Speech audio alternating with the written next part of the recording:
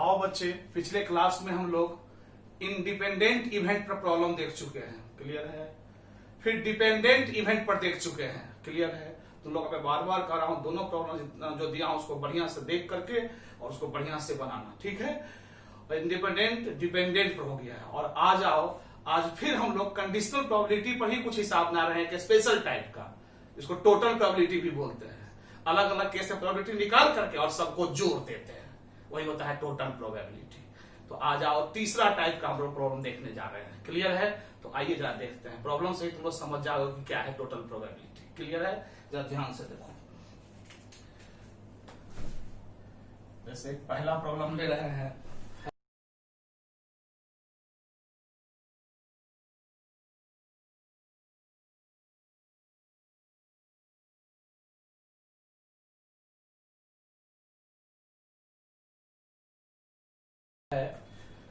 one bag contains 6 white and 5 black balls। एगो bag में 6 white और 5 ब्लैक बॉल है। एक बैग है जिसमें 6 व्हाइट है और 5 ब्लैक बॉल है, क्लियर है। Another bag contains 5 white and 3 black balls. और दूसरा बैग है उसमें 5 व्हाइट है और 3 ब्लैक बॉल है, 3 ब्लैक बॉल है, 5 व्हाइट एंड 3 ब्लैक बॉल्स। देखो कितना सुंदर हिसाब, एक टाइप है। आज जो मैं बता रहा हूं एक सुंदर सा टाइप है हिसाब का। A ball is transferred from first bag to the second bag. यानी एगो बॉल क्या किया जाता है, पहला बैग से निकाल करके और दूसरे बैग में डाल दिया जाता है, ट्रांसफर कर दिया जाता है, क्लियर है। यानी एगो बॉल जो है सो फर्स्ट बैग से दूसरे बैग में ट्रांसफर कर देते हैं, रख देते हैं। A ball is transferred from the first bag to the second bag, and then a ball is drawn from the second bag। और तब उसके बाद सेकेंड बैग से एगो गेंद निकाला जाता है। यानी पहला काम है कि एगो बॉल पहला बैग से निकाल के दूसरा बैग में डाल देते हैं, और तब देखो डिपेंड कर रहा है, और तब दूसरा बैग से एगो गेंद निकाला जाता है। Then a ball is drawn from second bag। Find the probability that the ball drawn is white। तो प्रोबेबिलिटी निकालिए कि जो दूसरा बैग से गेंद निकला है वो व्हाइट निकला है, व्हाइट निकालना है। मैं यहां लिख देता हूं व्हाइट। क्वेश्चन को क्या करा, फिर से एक बार समझो, बस यही टाइप है आज, ध्यान से समझो। दो ठो बैग है, एगो में 6 व्हाइट 5 ब्लैक, दूसरा में 5 व्हाइट 3 ब्लैक बॉल है, क्लियर है। इस पहला बैग से एक बॉल निकाल करके और दूसरे बैग में डाल दिया जाता है, ट्रांसफर कर दिया जाता है, क्लियर है। तो ये बताओ, तो पहला बैग से जब ये वो गेंद निकाल के दूसरा बैग में हम डालेंगे तो कौन गेंद डालेंगे? इसमें 2 कलर का गेंद है, या तो व्हाइट निकाल के इसमें डालेंगे या तो ब्लैक निकाल के इसमें डालेंगे, क्लियर है। तो ये हिसाब 2 केस में जाएगा, एक बार व्हाइट डालेंगे और एक बार ब्लैक डालेंगे, क्योंकि इसमें से पहला बैग से वो गेंद दूसरा बैग में ट्रांसफर करना है। तो कौन ट्रांसफर होगा? या तो व्हाइट जाएगा या नहीं तो ब्लैक जाएगा, क्योंकि 2 ही कलर का गेंद है। और ट्रांसफर करने के बाद तब कौन घटना करना है? दूसरा बैग से एक कौन सा गेंद निकालना है? व्हाइट गेंद निकालना है दूसरा बैग से। तो क्लियर है। तो ये हिसाब कितने केस में गए? 2 केस में, क्योंकि पहला बैग से जब ये ट्रांसफर करेंगे दूसरे बैग में गेंद को तो 2 केस में होगा, या एक बार व्हाइट पर काम करेंगे और एक बार ब्लैक पर। अगर इसमें 3 रंग का गेंद रहता तो 3 केस में हिसाब जाता, क्लियर है। तो पहले आप घटना सबका नाम देते हैं, उसका फिर हम लोग डिस्कस करेंगे। पहले मान लेते हैं लेट E1, हम लोग घटना मान लेते हैं an event to transferred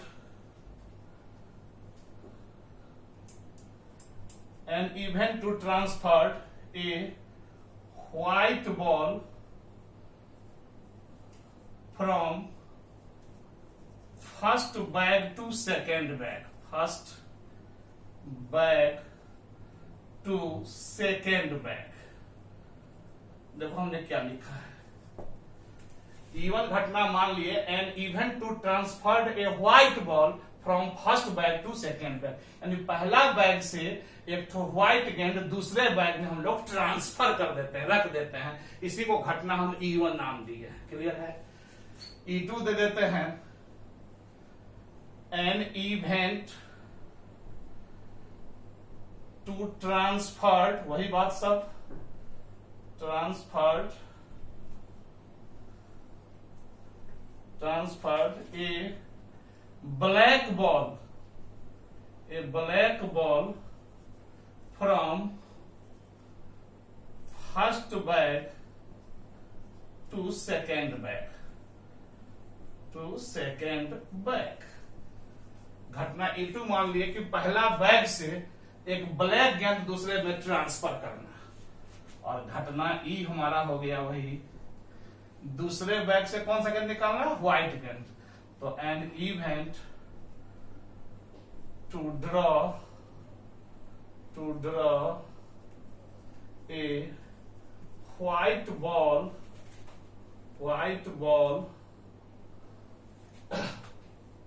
from second bag, यानी दूसरे बैग से व्हाइट निकालना, ये घटना ई हो गया। क्लियर है, समझ में आ चुका है। तो आओ अब देन तब PE1 सबसे पहले हम लोग निकाले। PE1 क्या है, घटना E1 है an event to transfer a white ball from first bag to second bag. पहला बैग से एक उजला गेंद निकाल के दूसरे में डालेंगे, तो उजला गेंद निकालना है, तो उजला कितना है, 6 है, तो 6C1 by sample space total हो जाएगा 6 5 11 11C1, यानी हो गया 6/11। क्लियर है, यानी पहला बैग से दूसरे बैग में उजला गेंद डालने का प्रोबेबिलिटी कितना हो गया, 6/11। अब आओ, जब दूसरा गेंद में उजला डाल दिए तब दूसरा बैग में कितना गेंद हो गया, 5 गो उजला के जगह पर अब 6 गो उजला हो गया, क्योंकि उजला इसमें डाल दिए ट्रांसफर कर दिया, 6 उजला हो गया और 3 ब्लैक जो कहते हो, यानी 9 गेंद हो गया। 5 3 8 पहले से था, एक उजला उसमें डाला गया तो 9 गेंद हो गया। तो आओ अब दूसरा घटना हम लोग probability of E when E1 has already occurred, conditional हो गया, यानी इसमें से उजला डाल दिए तब अब दूसरा बैग से हम उजला निकालेंगे। घटना E जो है व्हाइट बॉल निकालना है सेकेंड बैग से, पहला घटना कर दिया, अब तब दूसरा बैग से उजला निकालना है। तो उजला कितना इसमें हो गया, 5 और 1 6, तो उसी 6 में से कोई एक निकलेगा, तो 6C1 अब बाई 6 और 3 9 9C1 हो जाएगा। क्लियर है, क्योंकि इसमें 6 गेंद हो गया, यानी इस घाटी डाले हैं तब इस पर ये डिपेंड किया है, और इस प्रकार से हो गया 6/9। और हम लोग पढ़े ही है मल्टीप्लीकेशन था, PE1 intersection E is equal to हो जाएगा PE1 intersection E is equal to PE1 into PE/E1। हम लोग पढ़े हैं मल्टीप्लीकेशन फ्रॉम प्रोबेबिलिटी। तो इस प्रकार से PE1 हमारा है 6/11 इंटू 6/9, यानी हो गया 36/99, 36/99। यह प्रोबेबिलिटी किसका निकल गया, पहला बैग से उजला गेंद दूसरा में डालना और तब दूसरा से उजला निकालना। क्लियर है, एक केस में हिसाब बना। अब दूसरे केस में देखो, ऐसा भी तो हो सकता है कि पहला बैग से ब्लैक गेंद उसमें डालना दूसरा में और तब दूसरा से उजला निकालना। दूसरा से तो हर हाल में उजला निकालना है, लेकिन पहला से ट्रांसफर करने में तो या तो उजला ट्रांसफर करेंगे या ब्लैक, तो उजला ट्रांसफर करके उजला निकाल लिया, ब्लैक ट्रांसफर करके उजला निकालेंगे। क्लियर है, तो आओ अब यहां पर फिर घटना E2 इसी का नाम दिया था कि an event to transfer a black ball from first bag to second bag. तो PE2 कितना हो जाएगा बताओ, PE2 ब्लैक गेंद ट्रांसफर करें तो 5 तो इसमें ब्लैक है, तो 5C1 अब बाई 6 5 11C1, यानी 5/11 हो गया। इससे ब्लैक इसमें एक डाल दिए। अब इसमें ब्लैक कितना हो गया, 4 ठो, 3 की जगह पर 4 आ गया, ब्लैक इसमें डाला गया, तो 4 ब्लैक और 5 उजला, यानी 9 गेंद है। तो प्रोबेबिलिटी अब हम लोग इससे निकालना कौन है, दूसरा से उजला। घटना E हर हाल में दूसरा बैग से उजला निकलना चाहिए। तो probability of E when E2 has already occurred, यानी E2 घटना घट चुका है, यानी हम एक इसमें ब्लैक डाल दिए हैं तब इसमें से उजला हम निकाल रहे हैं। क्लियर हो गया, तो इस प्रकार से आओ, तो इसमें उजला तो 5 गो है, तो 5C1 जो कहते हो, अब बाई ब्लैक तो इसमें आया है, तो 3 1 4 और 5 9, तो 9C1 इसका सैंपल स्पेस हो जाएगा। नंबर ऑफ घटा है, नंबर ऑफ सैंपल स्पेस। इस प्रकार से हो गया 5/9। इस प्रकार से हम लोग पढ़े हैं PE2 इंटरसेक्शन E बराबर हो जाएगा PE2 मल्टीप्लीकेशन पढ़े हैं इंटू PE/E2। क्लियर है। और इस प्रकार से Pe2 हमारा कितना है 5/11 इंटू 5/9 यानी 25/99 हो गया। क्लियर है। तो ये हो गया पहला बैग से उजला दूसरा में डाल के तब उजला बैग गेंद निकालना दूसरा बैग से, और ये हो गया पहला बैग से काला डाल करके तब उजला निकालना, हम लोग उजला ही निकालना है। तो हेंस अतः रिक्वायर्ड प्रोबेबिलिटी, अभिष्ट प्रायिकता, यही टोटल प्रोबेबिलिटी दोनों का जोड़, required probability is equal to 36/99 plus 25/99। Clear है। इस प्रकार से हो गया 61/99। यही हमारा अभिष्ट प्रायिकता निकल गया। यहां तक समझने में किसी को दिक्कत? तो यही है टोटल प्रोबेबिलिटी।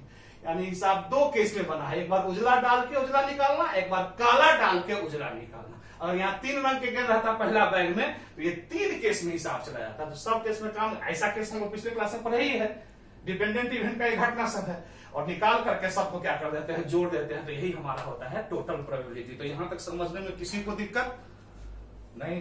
तो यही था आज की कहानी हिसाब का। और एक ही प्रॉब्लम और हम लोग बनाते हैं और तुमको क्लियर कर देता हूं, और अच्छा से तुम समझ जाओगे। क्लियर है। ध्यान से जा देखना, बढ़िया से देखो।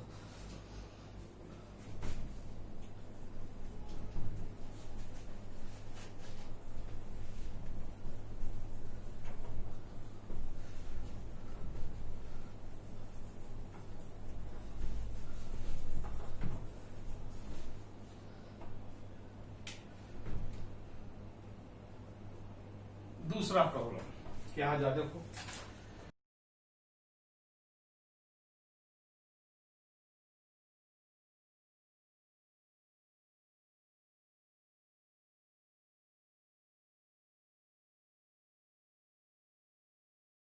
दूसरा भी उसी प्रकार का है, तो और कॉन्फिडेंस बन जाएगा। इसलिए bag A contains 6 red and 5 blue balls. एक तो बैग ए है, यह ए बैग है, इसका नाम ए बैग रख देते हैं। ये रखे हुआ है 6 रेड और 5 ब्लू बॉल, 5 ब्लू बॉल है इसमें, 6 रेड एंड 5 ब्लू बॉल्स। एक दूसरा बैग हमारा बी है, इस बैग का नाम बी है। ये रखे हुआ है another bag B contain 5 red and 8 blue balls. इसमें 5 रेड है और 8 ब्लू गेंद है। 5 रेड और 8 ब्लू बॉल्स, 5 रेड और 8 ब्लू बॉल्स, 6 रेड और 5 blue balls. A ball is transferred from bag A to the bag B. एक बॉल बैग ए से बैग बी में ट्रांसफर किया जाता है। फिर वही बात है, transfer from bag A to bag B. बड़ा इंपॉर्टेंट हिसाब से ट्रांसफर वाला, ध्यान से सुनना। यानी एक बॉल पहला बैग से निकाल के दूसरा बैग में ट्रांसफर किया जाता है, A to B. And then a ball is taken out of the second bag. तब बी बैग से वो बॉल निकाला जाता है। Find the probability of this ball is blue. तो प्रोबेबिलिटी निकालिए कि वह बॉल जो है सो ब्लू है। ब्लू पर काम करना है। देखो क्या कर रहा है, पहला बैग से एक गेंद इसमें ट्रांसफर कर दिया जाता है और तब दूसरा बैग से गेंद निकाला जाता है, और वह गेंद क्या होना चाहिए, दूसरा बैग से ब्लू होना चाहिए। इस पर कंडीशन डाल दिया कि ये ब्लू ही होना चाहिए। तो पहला बैग से कौन ट्रांसफर होगा, तो ही बताओ। या तो रेड इसमें हम डालेंगे या नहीं तो ब्लैक, क्योंकि दूसरे कलर का गेंद ही है, तो 2 केस में साथ फिर जाएगा। एक बार रेड डाल के ब्लू खींचेंगे और एक बार एक बार ब्लू डाल के ब्लू खींचेंगे। रेड और ब्लू है, क्लियर है। रेड और ब्लू, एक बार रेड डालेंगे और एक बार ब्लू डालेंगे। रेड डाल के ब्लू खींचना और ब्लू डाल के ब्लू खींचना, क्लियर है। यही 2 केस में हिसाब मारा जाएगा। वही फिर लिख रहा हूं सेम वे। लेट E1 हम लोग एक घटना मान लेते हैं, एन इवेंट टू ट्रांसफर्ड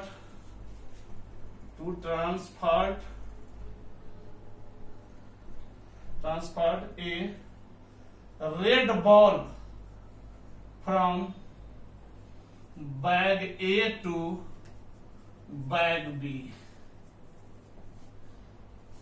यानी ए बैग से बी बैग में कौन सा बॉल ट्रांसफर कर रहे हैं, रेड बॉल।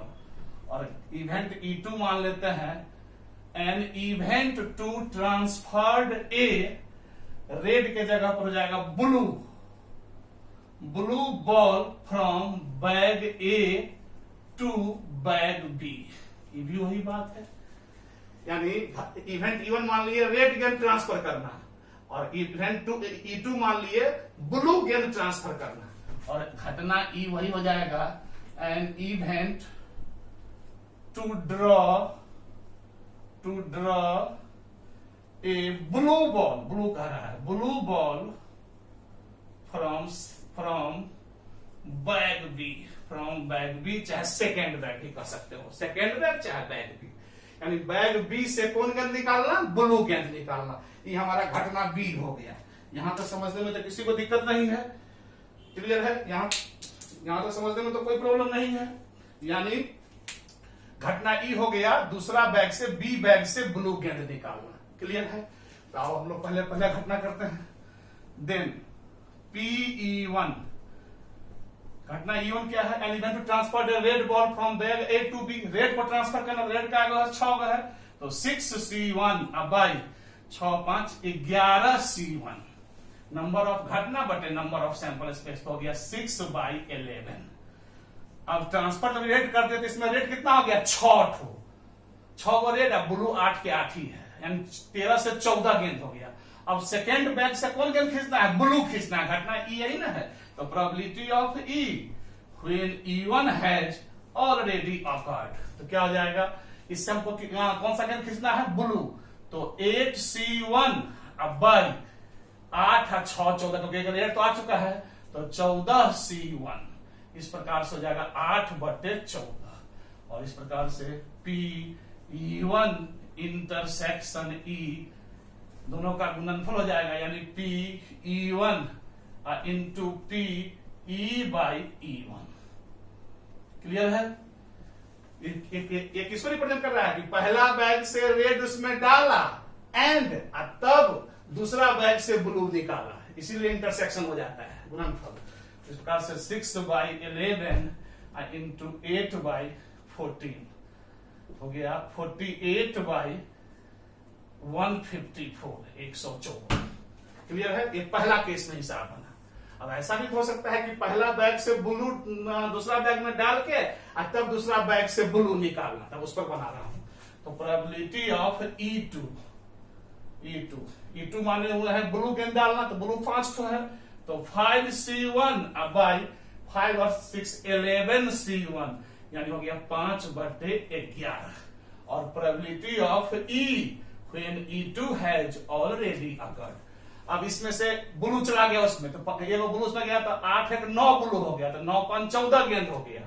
14 में ब्लू कितना है, 9 है, ओके, ब्लू इसमें डाले। हाँ, खींचना कौन है, घटना ई हमारा कौन है, ब्लू निकालना, तो यहां जाएगा 9C1 अब बाई 9 और 5 14, 14C1, क्लियर है?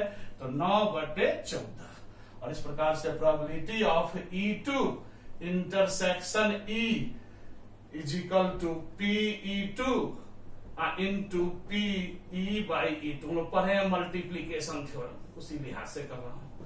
PE2 हमारा हो गया 5/11 इंटू 9/14, इस प्रकार से हो गया 43/154। यहां तक समझने कोई दिक्कत? ये हो गया कि पहला बैग से ब्लू दूसरे बैग में डालना और तब दूसरे बैग से ब्लू निकालना, एंड इसलिए इंटरसेक्शन करते हैं। तो हेंस टोटल प्रोबेबिलिटी हमारा हो गया, हेंस रिक्वायर्ड प्रोबेबिलिटी, अभिष्ट प्रायिकता, required probability is equal to 48/154 plus 45/154, कितना हो गया, 93/154 हमारा प्रोबेबिलिटी हो गया कि पहला बैग से एक गेंद ट्रांसफर करते हैं दूसरे में, और तब दूसरे बैग से ब्लू गेंद निकालते हैं। तो यहां तक समझने में किसी को दिक्कत नहीं, तो क्लियर हो चुका। अब एक हिसाब और बनाता हूं जो और तुम लोगों को क्लियर कर दो, ध्यान से देखना। एक प्रॉब्लम और बनाता हूं।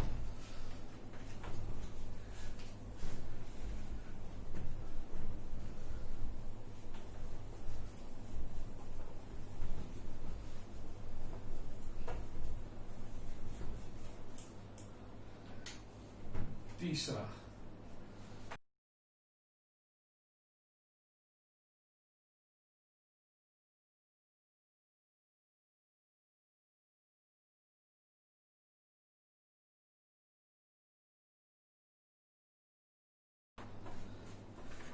देखो तीसरा करा है एन अर्न मतलब बैग ही समझो। An urn contains 5 red and 5 black balls. बड़ी इंटरेस्टिंग हिसाब से ध्यान से रखना। एक बैग में 5 रेड है और 5 ब्लैक बॉल है। अर्न भी कहा जाता है उसको। अर्न में 5 रेड और 5 ब्लैक बॉल्स है। A ball is drawn at random. एक ही बैग है, इसमें से वो बॉल खींचा जाता है। अब तुम्हें बताओ बॉल कौन खिंचाएगा? या तो रेड खिंचाएगा या नहीं तो ब्लैक खिंचाएगा, क्योंकि 2 रंग के गेंद है, तो या तो रेड खिंचाएगा या नहीं तो ब्लैक खिंचाएगा। इसी तरह में से कोई खिंचाएगा। ओके, एक बॉल कहता है खींचा जाता है, तो ये हिसाब भी 2 कैसे बनेगा? एक बार रेड खींच के बनाएंगे और एक बार ब्लैक खींच। A ball is drawn at random, its colour is noted, और उसका कलर नोट किया जाता है कि कौन कलर खिंचाया, रेड की blue, and is return to urn, और उसको फिर अर्न में डाल दिया था। यानी गेंद खींचे, लाल गेंद देख लिए, फिर उसको उसमें डाल दिए। चाहे गेंद खींचे ब्लैक निकला, फिर उसको उसमें डाल दिया। जिसको खींचे तो उसमें डाल दिए, फिर उसको जहां से लाए थे फिर उसमें डाल दिया। ऐसा कहा है question. More ever 2 additional ball of the same colour drawn are put in the urn and then a ball is drawn at random। उतना ही खेल नहीं हो रहा है। कह रहा है कि इसमें से एक गेंद खींचा जाता है, जैसे लाल खींचे, तो लाल जो खींचे वो तो देख लिए कलर उसका, उसमें डाल दिए, और उतना ही नहीं, उस कलर का 2 और एक्स्ट्रा बॉल उसमें डाल देता है। जैसे मान लो इसमें से एक लाल खींचे, 5 को में से वो लाल खिंचाया, तो लाल तो इसमें डाल ही दिए, फिर 5 को लाल हो गया, उसके अलावा 2 और लाल इसमें डाल देंगे, यानी 7 को लाल कर देंगे।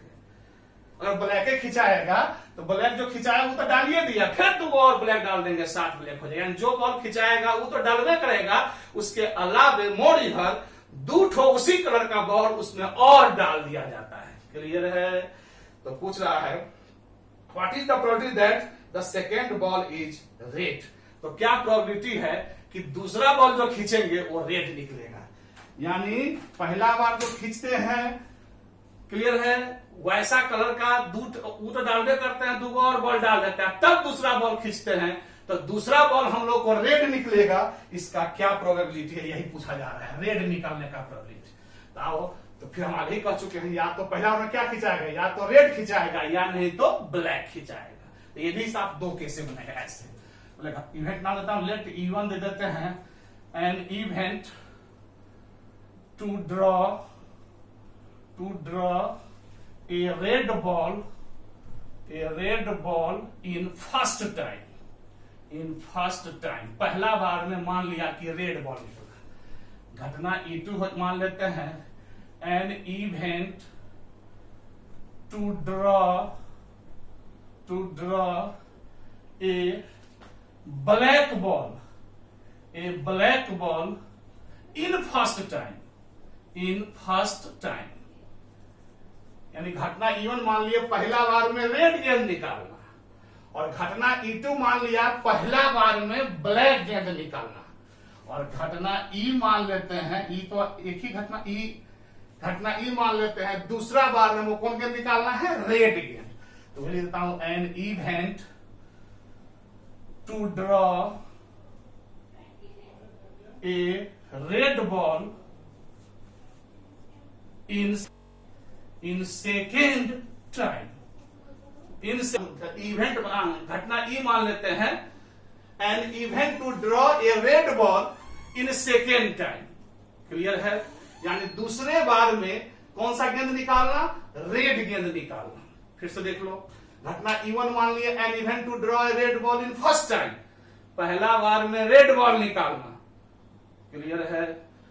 घटना E2 मान लिया पहला बार में ब्लैक बॉल निकालना, क्योंकि या तो रेड निकलेगा या ब्लैक। घटना E दूसरा बार में एकदम क्लियर ही कर रहा है कि दूसरा बार में कौन बॉल निकलना चाहिए, रेड बॉल। तो वही मान लिया an event to draw a red ball in second time, यानी सेकेंड टाइम में कह रहा है कि रेड बॉल निकले।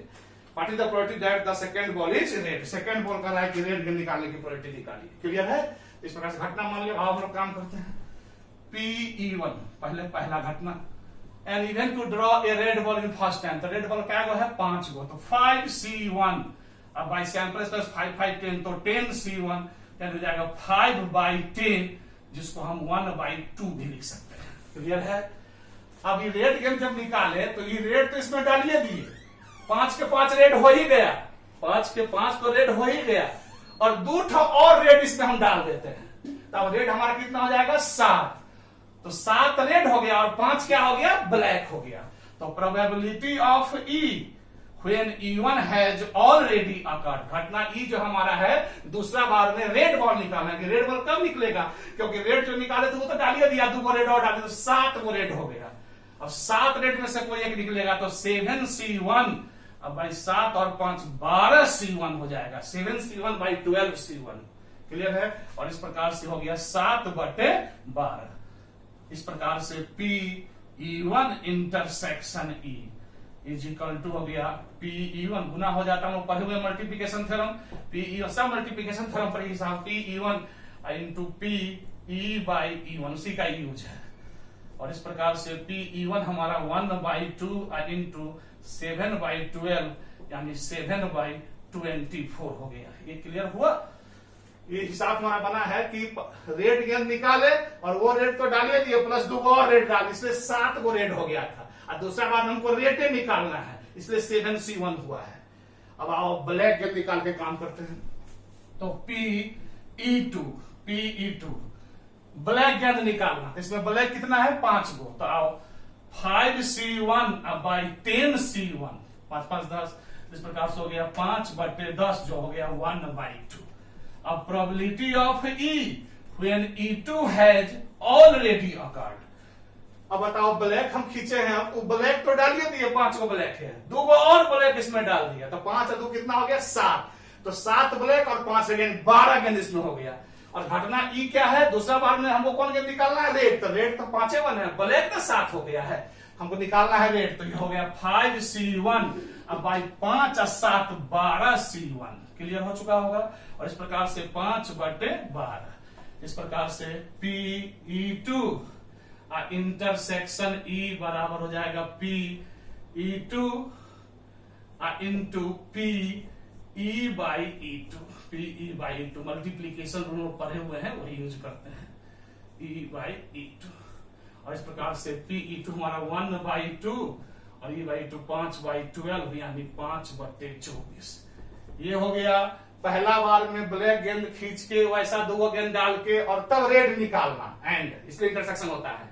और ये हो गया पहला बार में ब्लैक गेंद निकाल करके और वैसा 2 गेंद डाल के तब रेड गेंद निकालना, इसलिए इंटरसेक्शन होता है। हो गया hence required probability, total probability, hence required probability is equal to 7/24 plus 5/24, यानी हो गया 12/24, जिसको हम 1/2 लिख सकते हैं। यही 1/2 प्रोबेबिलिटी हो गया कि एक गेंद निकालते हैं, वह गेंद तो डालते ही हैं, साथ साथ वैसा 2 और उस कलर का डाल करके तब दूसरा बार में रेड गेंद निकालते हैं, उसका प्रोबेबिलिटी हम लोग का कितना निकल गया 1/2। तो यहां तक समझने में किसी को दिक्कत नहीं।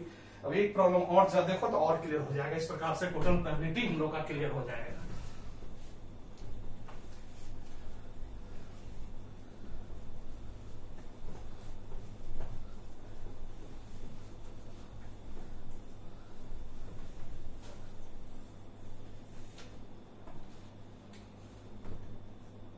एक चौथा हिसाब देखो,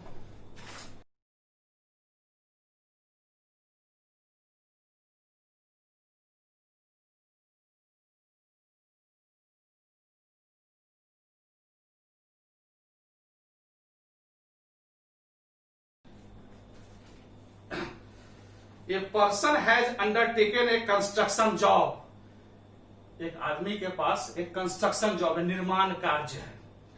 the probability are 0.65 that there will be a strike.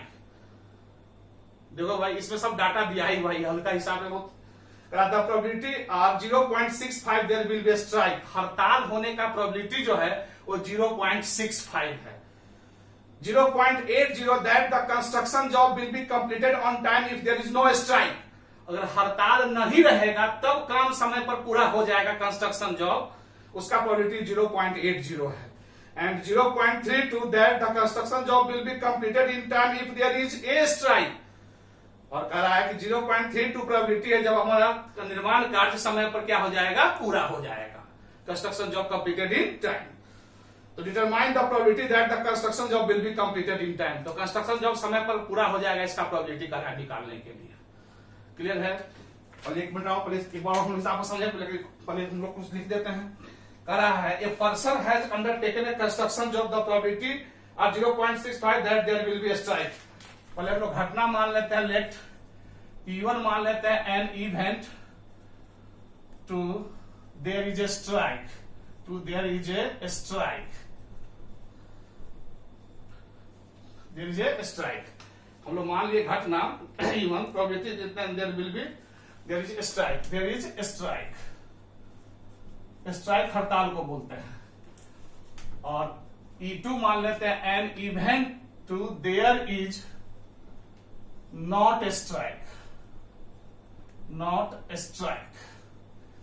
घटना E1 मान लिए हड़ताल होने का प्रोबेबिलिटी, और घटना E2 मान लिए हड़ताल न होने का प्रोबेबिलिटी, और घटना E मान लेते हैं an event to construction job, construction job completed in time, completed in time.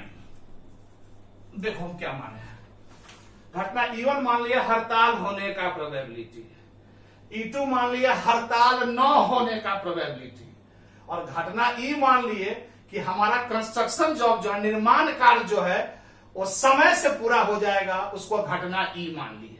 अब क्वेश्चन कह रहा है कि the probability are 0.65 that there will be strike. Strike होने का प्रोबेबिलिटी जो है सो 0.65 है, यानी P देन क्वेश्चन के हिसाब से PE1 is equal to 0.65। Probability दे दिए हुआ है, ये और हल्का हिसाब है, जो बनाया है तीनों हिसाब उससे और हल्का है, डाटा बेस्ड हिसाब है।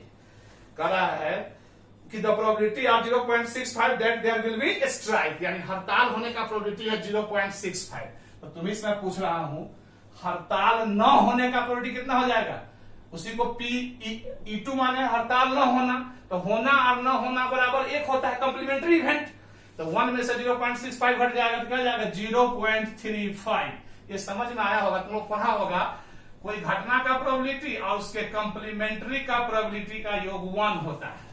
तो हड़ताल होना 0.65 है, तो हड़ताल न होना तो 1 में टोटल 1 में से 0.65 हटाएंगे तो 0.35 नहीं हो जाएगा। क्लियर है? इसीलिए इसी डाटा से हम लोग हड़ताल न होने का प्रोबेबिलिटी निकाले, जिसको हम E2 नाम दिए हुए हैं, ई डैश की जगह पर E2 नाम दिया गया है। क्या क्लियर है? आइए, तो ये था हड़ताल होने का प्रोबेबिलिटी, हड़ताल न होने का प्रोबेबिलिटी। अब डाटा आगे दिया हुआ है, there will be strike. 0.80 that the construction job will be completed in time if there is no strike, यानी probability of E when E2 has already occurred। जब स्ट्राइक नहीं रहेगा, स्ट्राइक नहीं कोई हम लोग E2 माने हुए हैं, तब मेरा काम समय पर पूरा हो जाएगा। घटना E जो है समय पर काम पूरा होना, उसका प्रोबेबिलिटी दिया हुआ है 0.80। क्लियर है? क्वेश्चन करा कि स्ट्राइक अगर नहीं रहे तब काम समय पर पूरा हो जाए, तो काम समय पर पूरा होने को ही तो हम E बोले हुए हैं, स्ट्राइक नहीं को E2। तो probability of E when E2 has already occurred है 0.80। 0.32 that the construction job will be completed in time if there is a strike, यानी probability of E when E1 has already occurred is equal to 0.32। देखो question क्या कर रहा है,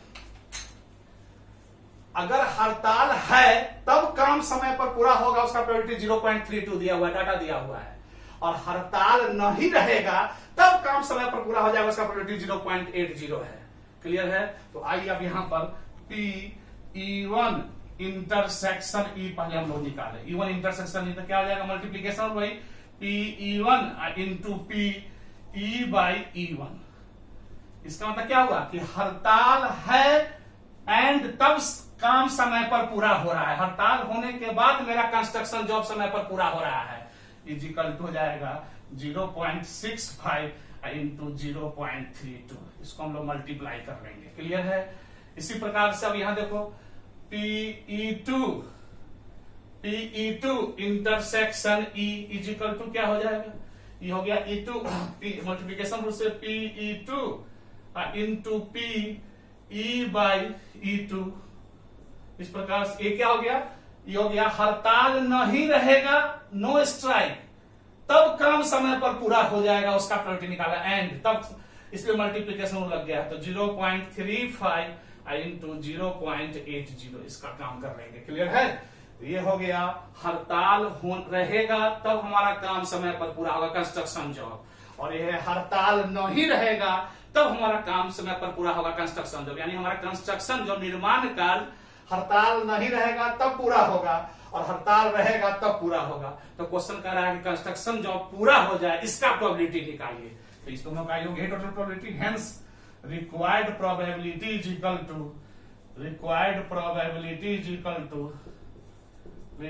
equal to 0.65 into 0.32, इसको multiply कर लेना, अब प्लस 0.35 इंटू 0.80, इसको मल्टीप्लाई कर लेना।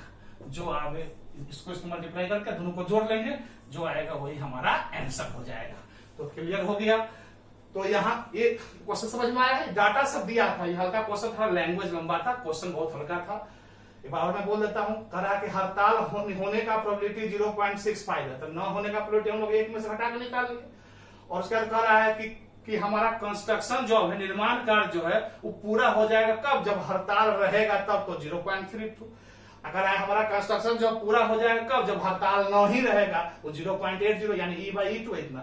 इस प्रकार से दोनों का इंटरसेक्शन निकालिए, क्योंकि हड़ताल रहे तब काम समय पर पूरा हो जाए, हड़ताल नहीं रहे तब काम समय पर पूरा हो जाए। मल्टीप्लीकेशन से दोनों का निकाल लिए हैं और तब पूछा है कि काम समय पर पूरा हो जाए, उसका प्रोबेबिलिटी निकालिए। तो दोनों का योग कर दिया, ऐड कर दिया, यानी 2 केस में हिसाब बना है। तो यहाँ तक समझने में किसी को दिक्कत, तो आज की कहानी हम लोग का यही था, टोटल प्रोबेबिलिटी। क्लियर है?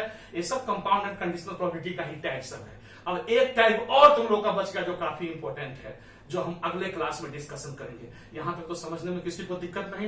मैं बार बार बोल रहा हूं कि बढ़िया से देखना, समझना और फिर अपने से बनाना, फिर देखना, एंड क्लियर करके रखना। तो यहां तक तो क्लियर है।